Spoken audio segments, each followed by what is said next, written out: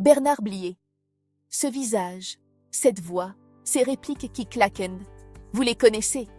Il a marqué le cinéma français avec ses 180 films et ses rôles d'anarchiste bon vivant, de truand dépassé, de flic blasé. Mais ce qu'on sait moins, c'est que, bien avant de jouer ces personnages mémorables, il a vécu une toute autre aventure. De 1927 à 1939, Bernard Blier fut un scout engagé chez les Éclaireurs de France. 12 années intenses qui forgeront son esprit de camaraderie, son humour et son goût inépuisable pour les canulars. Une facette méconnue qui explique pourtant beaucoup de choses sur l'homme et l'acteur qu'il deviendra.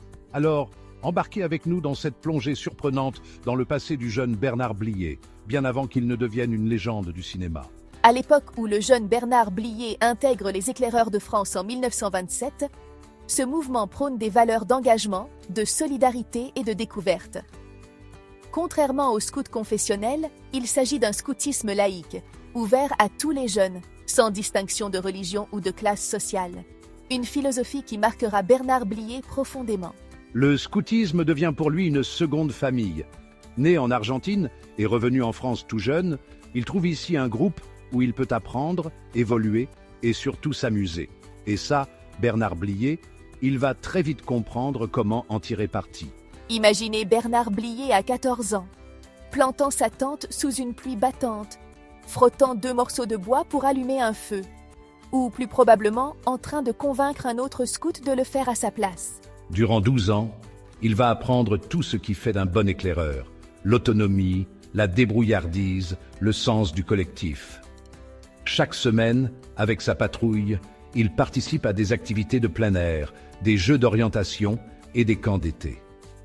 Et c'est là qu'un talent inattendu commence à se révéler. Chez les Éclaireurs, il y avait une tradition bien particulière, les mystifications, des farces soigneusement préparées pour tromper les autres patrouilles.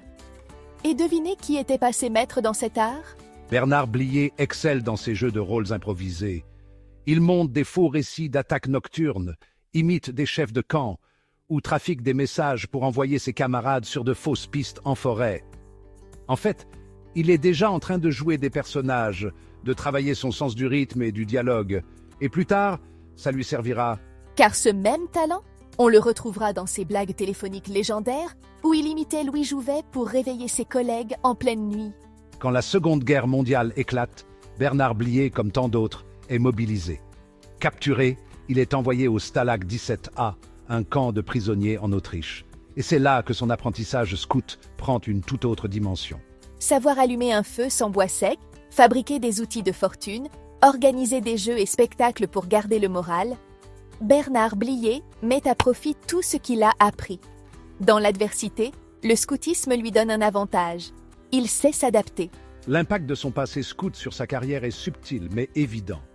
Bernard Blier excelle dans les rôles de camarades fidèles, de truands solidaires. Il incarne ce code d'honneur entre hommes, hérité des valeurs scouts. Et puis, il y a son sens du collectif. Sur les tournages, il était décrit comme un acteur profondément humain, toujours prêt à partager un bon mot, à créer une ambiance de bande. Tout comme dans sa jeunesse, où il formait avec ses camarades scouts une véritable fratrie.